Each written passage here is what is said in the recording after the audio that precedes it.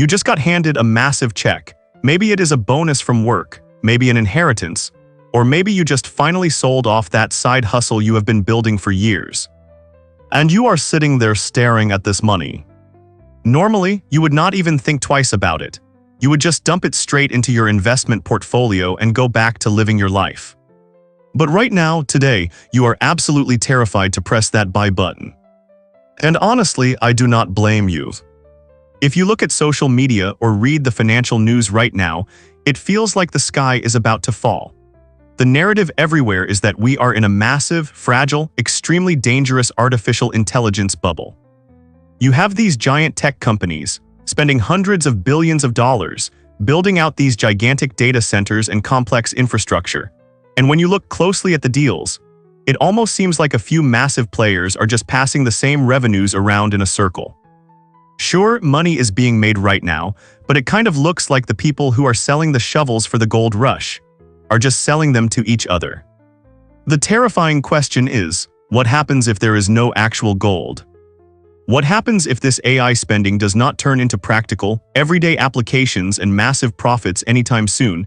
The fear is that the market has gotten so ridiculously far ahead of itself that it is going to crash back down to earth, taking your hard-earned bonus down with it. I actually had a call with a client recently, let's call him Mark, who called me in a complete panic over exactly this. He is about 5 years away from retirement, he got a big bonus, and he said to me, James, the market is at an all-time high. Is this really a safe time to be throwing my money into this? What really had its teeth stuck into Mark was a specific piece of data he kept seeing online. It is called the Shiller P/E ratio, or the CAPE ratio, applied to the S&P 500. Now, let me break this down very simply without all the confusing Wall Street jargon. The regular P/E ratio just compares the price of a stock to the money the company actually earns. It tells you how much you are paying for every $1 of profit. But the Shiller version, created by a Nobel Prize-winning economist, looks at those earnings over a 10-year period and adjusts them for inflation. It smooths out the crazy boom and bust cycles to give you a really solid picture of how expensive the stock market actually is. And right now, on this measure, the United States stock market looks dangerously expensive. In fact, valuations are hovering right around where they were just before the infamous dot-com bubble burst in the year 2000. And if you remember that crash, or if you have read about it, you know it was brutal. After the dot-com bubble popped, it took 12 agonizing years for the United States market to claw its way back to its previous high. 12 years of zero progress. And that is not just a one-off event. Historically, whenever we look back at periods that started with a really high Shiller P/E ratio, the following 10 years almost always produced significantly lower, miserable returns for investors. So Mark is looking at this data, he is reading the AI bubble narratives, and he is thinking, I would have to be an absolute fool to invest right now. But what if I told you there is an entirely different way to look at this exact same data? What if I told you that high valuations might just be the new normal? If you look at a chart of the stock market's valuation since the 1980s, you will see a very clear, undeniable trend. Valuations have just been steadily drifting higher and higher and higher. It is easy to call it a bubble, but it is entirely possible that this is actually representative of massive, permanent structural changes in how the world handles money. Let me give you 3 massive trends that explain why stock markets might just deserve to be this expensive now. First, think about financial literacy and access. Back in the day, buying stocks was difficult, expensive, and reserved mostly for the wealthy elite. You had to call a broker, pay massive commission fees, and trust that they knew what they were doing. Today, you can buy a fractional share of an index fund while sitting on the toilet, using an app on your smartphone, for 0 fees. Because of apps, index funds, and financial education on platforms like YouTube, hundreds of millions of regular, everyday people now understand the math behind long-term investing. There is a massive, relentless flood of retirement money flowing directly into the stock market every single month from regular paychecks. And simple economics tells us, when demand goes up relentlessly, prices go up too. Second, we have to talk about the government and the central banks. Ever since the devastating Great Financial Crisis of 2008, the Federal Reserve and other central banks around the world have completely changed the game. They have stepped in to prop up the economy in ways we had never seen before. They bailout out banks, They printed money. They bought up assets to flood the system with cash whenever things got scary. And because investors know this, because they know the central banks will likely step in if things get too bad, the market fundamentally feels less risky. It acts like an invisible insurance policy. And if an investment is less risky, investors are willing to pay a higher premium for it, hence higher valuations. And the third structural change is the death of the old-school company pension. If we rewind 40 years ago, defined benefit pensions were the standard. You worked for a company for 30 years, and when you retired, that company guaranteed to pay you a specific, comfortable income for the rest of your natural life. These pensions were incredible for workers, but they were absolute ticking time bombs for the businesses. All the risk of investing the money properly sat on the company's shoulders if the stock market crashed or if the company's investments underperformed. The company had to desperately scrape together the cash to pay their retirees. It was a massive, terrifying financial liability that bankrupted a lot of great businesses. But today, those defined benefit pensions are virtually extinct. They have been replaced by defined contribution plans, like the 401k in America or workplace pensions in the UK. And this is a brilliant trick the corporate world pulled. They entirely shifted the risk of retirement investing away from the business and dropped it squarely onto your shoulders. If your 401k crashes right before you retire, the company does not care. They don't owe you anything extra. This means that the biggest companies in the S&P 500 today have incredibly clean, strong balance sheets.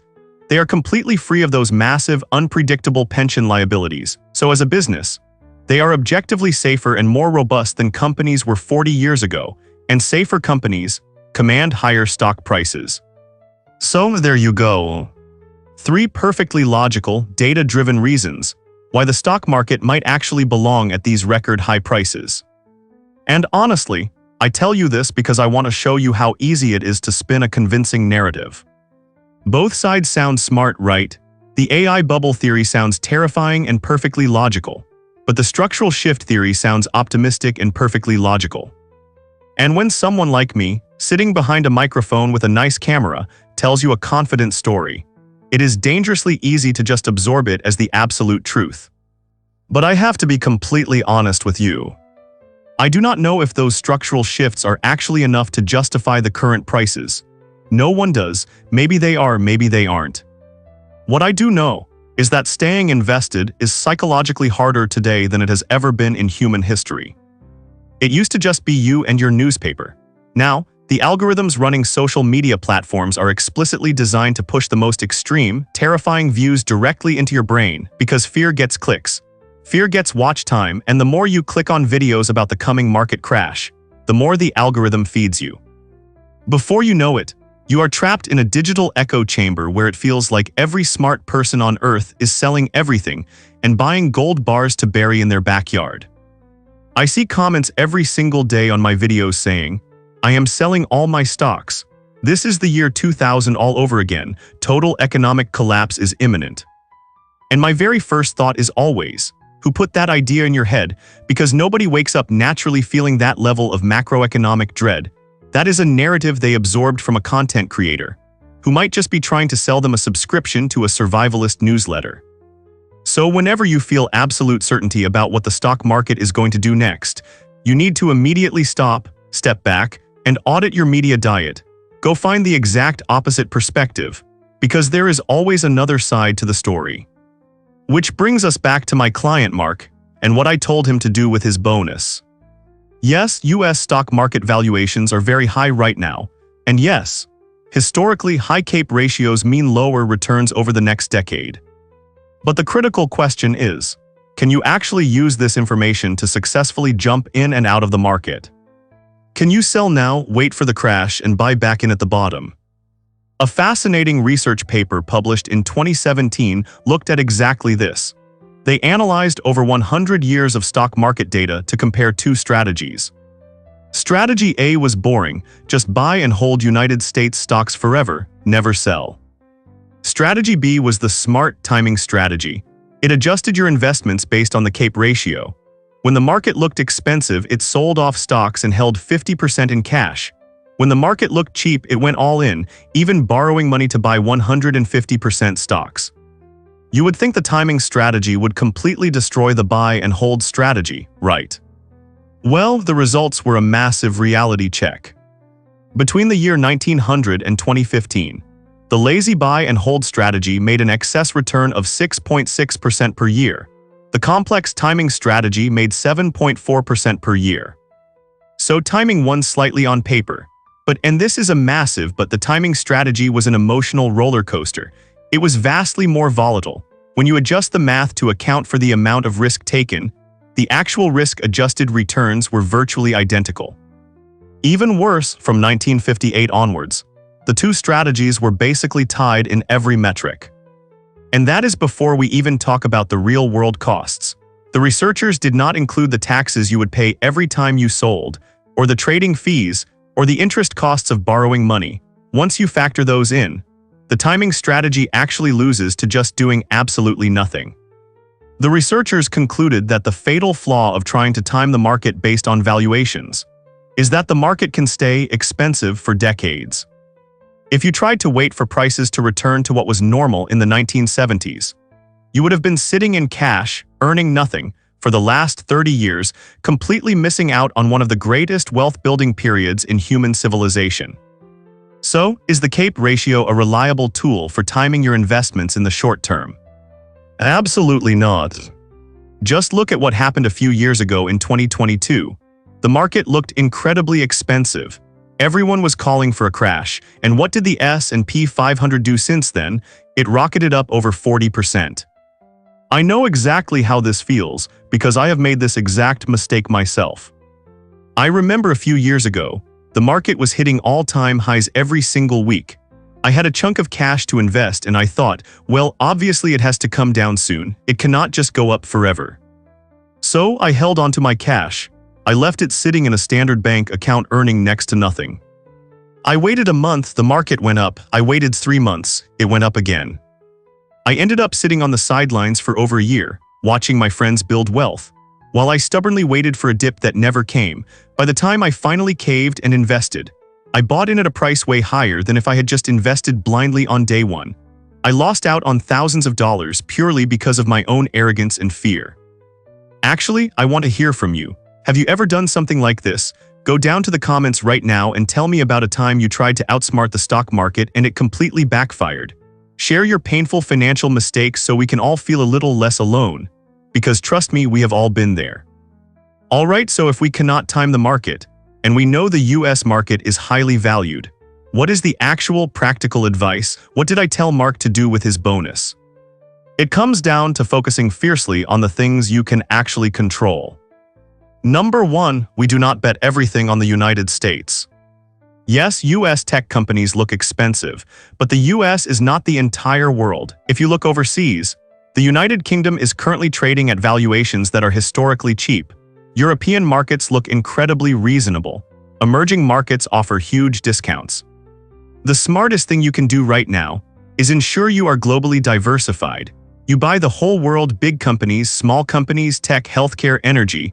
That way, if the US tech bubble pops, the rest of your global portfolio acts as a shock absorber. Number 2, we manage our expectations.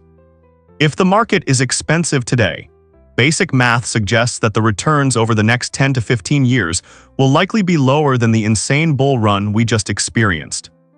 So when my firm builds a financial plan for someone like Mark, we do not assume his money is going to grow at 10 or 12% a year. That is reckless. We stress test his retirement plan using conservative assumptions, like 5 or 6%.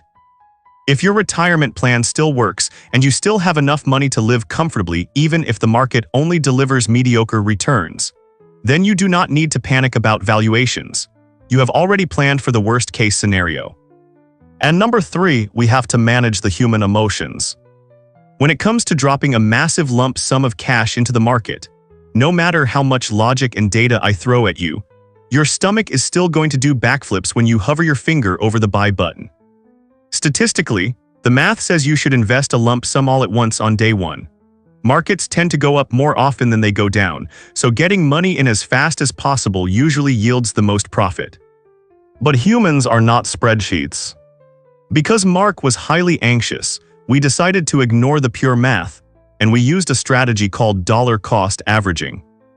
Instead of investing the entire bonus on Tuesday, we divided the money into 6 equal chunks and set it to automatically invest once a month over the next 6 months.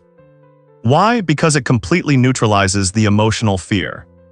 If the market crashes next month, Mark will actually be happy because his next automated chunk of money gets to buy in at a much cheaper price. He is getting a discount. If the market skyrockets next month, Mark is also happy because the chunks he already invested are making him money. It is a psychological win-win that gets you out of the paralyzing cash trap and back into the game. The absolute worst thing you can do is let a terrifying YouTube thumbnail convince you to hold your life savings in cash for the next decade. Because at the end of the day, when you invest in a globally diversified index fund, you are not betting on a single politician, you are not betting on a single AI company. You are betting on the continued, unstoppable growth, prosperity, and relentless ingenuity of the entire human race. You are betting that tomorrow, millions of people will wake up and go to work to solve problems, invent new technologies, and make their lives better. And despite all the doom and gloom you see on your timeline, betting against human progress has historically been the worst financial decision you could ever make.